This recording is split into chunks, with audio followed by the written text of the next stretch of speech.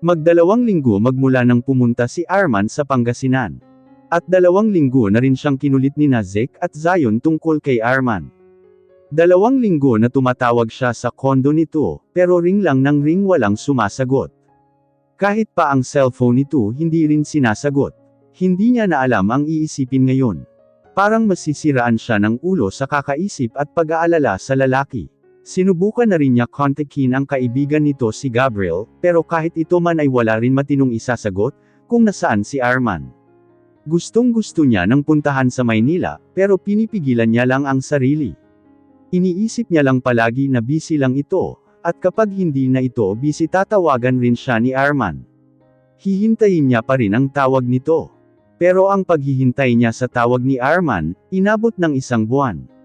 Gabi-gabi niya rin ito iniiyakan, bakit hindi na ito tumatawag at nag-abalang kamustahin siya ni Arman. Pero lagi naman ito pinapadalhan ng regalo ang mga kambal, pero pagdating sa kanya wala. Anong nagawa niyang kasalanan dito? Bakit siya iniiwasan ng lalaki? Nangyari na ba ang kinatatakutan niya na nagkabalikan sila ng dating asawa? Sana man lang na-inform siya, para hindi siya mag-alala. Sana pinaalam sa kanya. Kahit walang level ang relasyon nila, masakit pa rin yung basta ka na lang tinalikuran na walang pasabi. Tumunog ang doorbell sa labas. Wala siyang ibang choice ang labasan ito. Nasa school pa ang mga bata. Si tatay naman pumunta sa isang anak nito. Mag-isa lang siya sa bahay. Minabuti rin yun upang walang makakita sa pamumugto ng kanyang mga mata. Muli na naman tumunog ang bell sa gate. Tumayo siya kaagad. Bigla niyang naramdaman ang pag-blurred ng paningin. Marahil sa kakaiyak at kulang sa tulog, kaya siya ngayon nakaramdam ng pagkahilo. Ilang araw na kasing masama ang panlasa niya. Lahat ng pagkain nasa harapan hindi niya magustuhan. Sumasakit ang ilong niya sa amoy, daig niya pa ang naglilihi. Speaking of paglilihi, 2 buwan na siyang hindi nadatnan. Pinawisan siya ng malagkit, at panunuyo ng lalamunan. Pinipilit niyang bumuti ang pakiramdam, para puntahan ang tao sa labas ng gate. Maya-maya lang ay bumalik sa dati ang pakiramdam, at minadaling tinungo ang pinto. Gaya ng dati padala galing kay Arman. Marami ng mga nakakahon dito na hindi niya pa nabubuksan, pero ang mga naunang kahon ay nabuksan na, dahil sa pangungulit ng kambal. Sino iyan? Nanghihinang boses. Ma'am, pakipirmahan po nito, padala po. Ito pa ring lalaki naghatid ng mga naunang boxes. Ibalik mo na sa nagpadala niyan. Sabihin mo sa kanya ang sasabihin ko. Huwag na siya magpapakita kahit kailan, at hindi na namin siya kailangan. Isa pa, tigilan niya na ang pagpadala kung ano-ano, dahil susunugan ko rin lang naman iyan. Sabi niya, sabay sarado ng gate. Nagpupuyos ang dibdib niya sa sama ng loob. Kung ayaw niya na sa akin mas ayaw ko rin. Hindi namin siya kailangan. Hindi. Tama nga hinala niya, 2 buwan na niyang dinadala ang anak ni Arman. Bakit hindi niya iniisip na pwede siyang mabuntis? Bakit hindi siya gumamit ng pills kahit paano safe siya? Gulong-gulo na siya. Anong gagawin niya ngayon? Sasabihin niya ba kay Arman na magkakaanak sila? Tapos ano babalikan siya dahil magkakaanak na sila? Malaking katangahan ang gagawin niya. Bakit niya ipipilit ang sarili sa taong ayaw na sa kanya? Inumin mo lang ito mga bitamina ibinigay sa'yo ng OB mo. Anong plano mo ngayon dyan? Nasa klinik siya ngayon ni Samantha. Katatapos niya lang umiyak. Hindi ko alam. Hikbing sagot niya dito. Pag nakita ko talaga iyang lalaking iyan, puputulan ko siya ng ano sa pananakit sa'yo. Pasalamat siya at hindi kami nagkatagpo nang nandun siya sa bahay mo. Gigil na sabi nito. Naninikip ang kanyang dibdib ngayon. Hindi niya alam ang gagawin ngayong buntis siya, at paano niya ipapaliwanag sa pamilya ang pagdalang tao niya ulit, at mukhang sa pangalawang pagkakataon wala namang ama na isisilang ang sanggol. Doris, huwag mong sabihin lalabas iyang bata na walang ama. Diyos ko naman. Huwag Doris. Ilalaban mo iyan. Kailangan niya panag-utan ng bata. Kahit sa bata lang Doris, huwag mong hayaang danasin rin niya ang dinanas ng kambal mo. Alam mo yun kung gaano kahirap ang walang ama. Please, ipaglaban mo. Tumango lang siya para lang tumigil si Samantha. Magulo pa ang isip niya sa ngayon. What? Galit na binato ni Arman ang cellphone, kung saan. Kaagad naman napayuko si Gabriel nang madatnan ang mainit na ulo ni Arman. What's up bro? Hindi man lang ito kumatok, basta na lang pumasok sa loob ng kanyang opisina. Pinapabalik sa akin ni Doris ang lahat ng pinapadala ko. At sinabi niya pa sa tao na hindi niya na raw ako kailangan. Why is she acting like that? Siya na nga tinutulungan ko, siya pa ang galit. Arman jaw clenched due to overflowing emotion. Nagpalubo ng pisngi si Gabriel, matapos marinig ang reklamo ni Arman. Tinapik niya ito sa balikat. Calm down. Bumabalik ka naman sa dati, ang pagiging mainitan ng ulo. Puna sa kanya nito. Sino hindi iinit ang ulo? Marami na nga siyang problema, nagpatong-patong na. Nakadagdag pa yung report sa kanya ng staff. Parang bulkan. Boom! Mura niya pa rin at ginulo ang sariling buhok. Ilang gabi na siyang hindi nakakatulog ng maayos. Ilang gabi na rin siya naglalasing, para samantalang makalimot pero paggising sa umaga wala pa ring pagbabago. Kaya naman inabala niya ang sarili sa trabaho, at pinapagod ang katawan para pag-uwi pagod. Who wouldn't be angry if you avoid her? Why are you avoiding her? You are only torturing yourselves. Blankong napatingin siya kay Gabriel. Sasabihin niya ba dito nakukonsensya siya, at gusto niya nang tapusin kung ano mang namagitan sa kanila ni Doris. Pero siya naman itong nahihirapan sa mga pinagagawa. I miss her so much.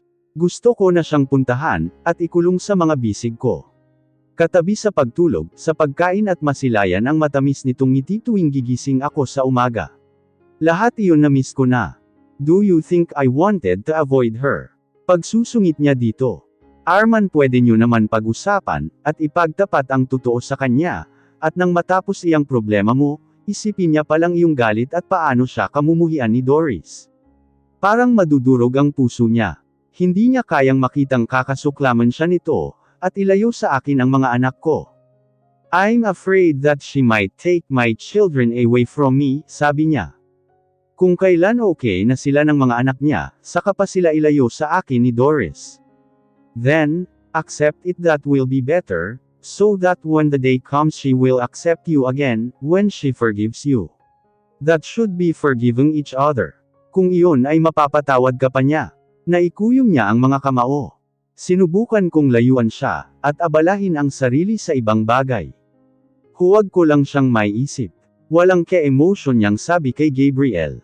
Well, kung iyon ay buhay ka pa. Look at yourself as if you were the living dead. Pagbibiro nito sa akin.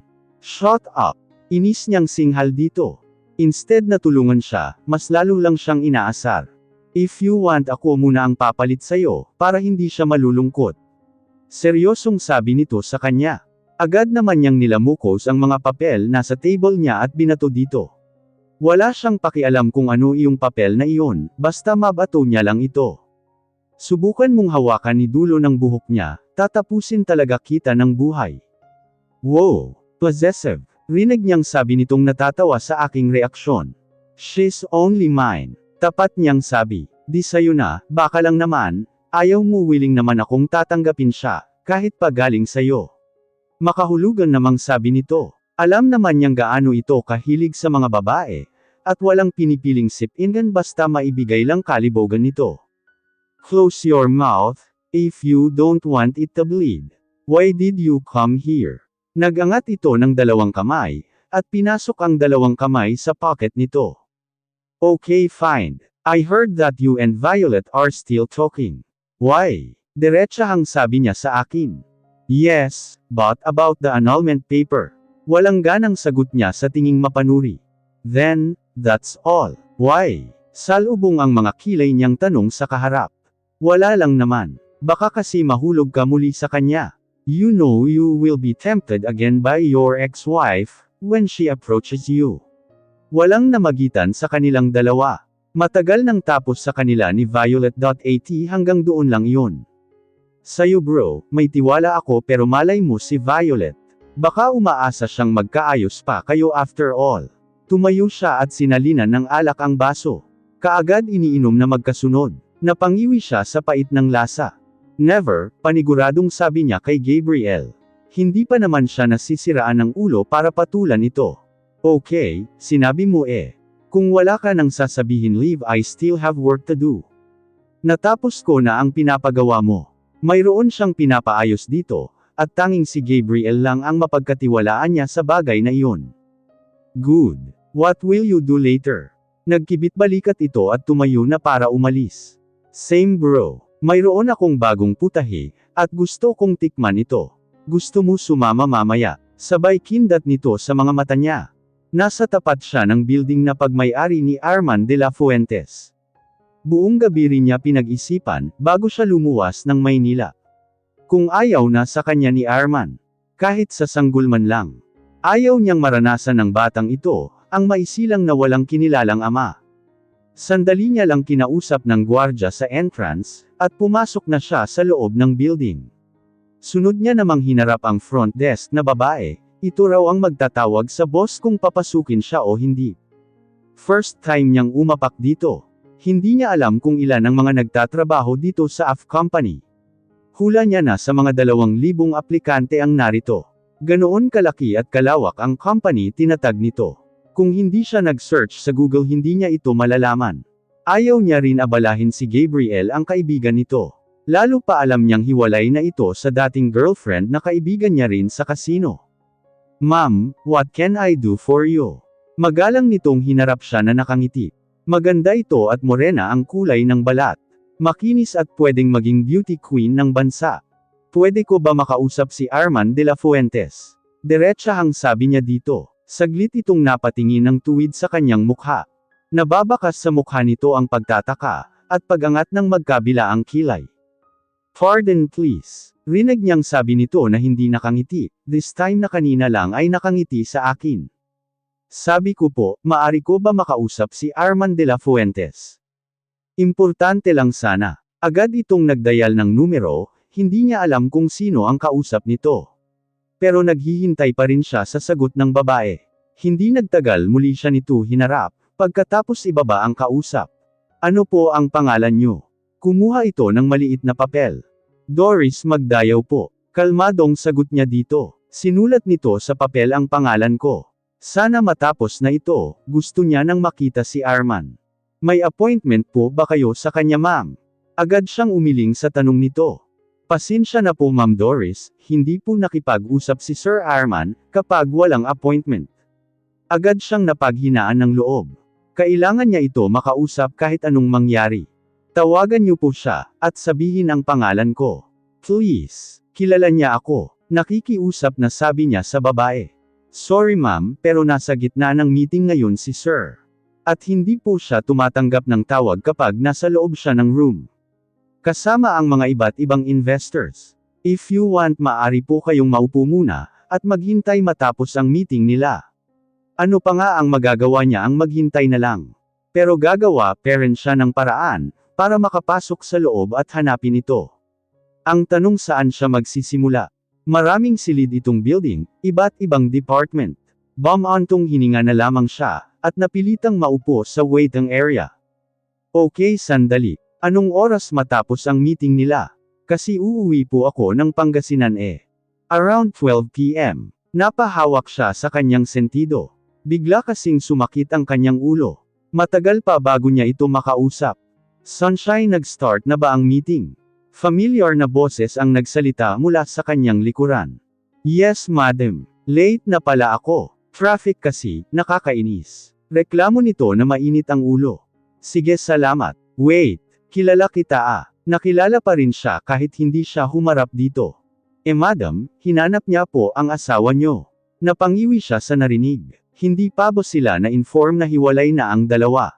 Bakit hanggang ngayon asawa pa rin siya ni Arman? I think wala na akong maririnig na ibang babaeng naghahanap sa asawa ko. And you are nice to see you. Finally lumabas ka rin sa teritoryo mo. Bakit? Hinarap niya ito ng buong tapang at nakataas ang noo. Nilakasan niya ang kanyang loob, nandito na siya at wala nang atrasan pa.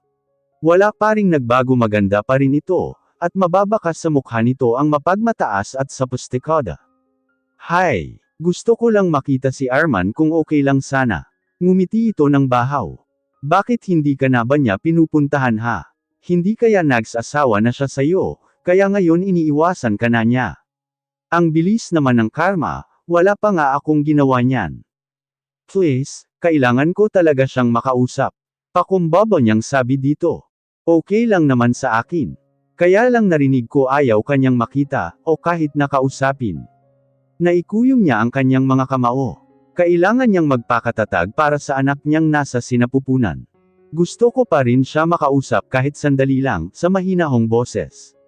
Pinigilan niyang umiyak sa harapan ni Violet. Pero nagulat na lamang siya nang tumawag ito ng gwardya, at sinabing kaladka rin siya palabas ng building, dahil nanggugulo raw siya, at gaya ng ginawa niya kay Violet noon sa Pangasinan. Heto rin ngayon ang pinapadanas sa akin. Ang sakit lang sa pakiramdam, parang sasabog ang puso niya sa sobrang sikip. Guard, palabasin mo ang babaeng ito, turo nito sa akin. Ang kapal ng mukha mong makiusap sa akin.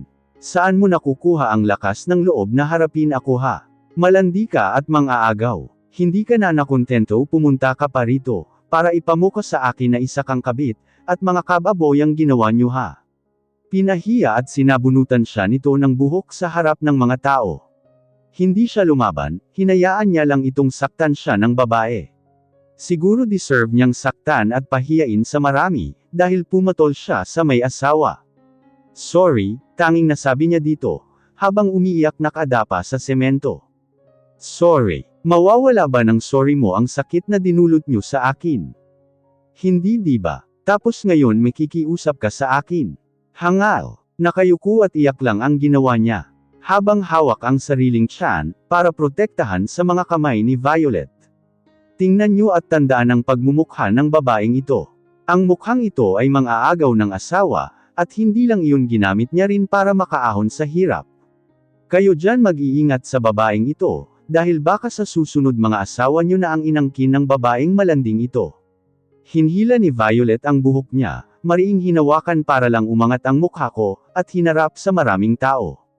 Diyos ko, kapal ng mukha ng babaeng iyan, mang-aagaw pala ng asawa.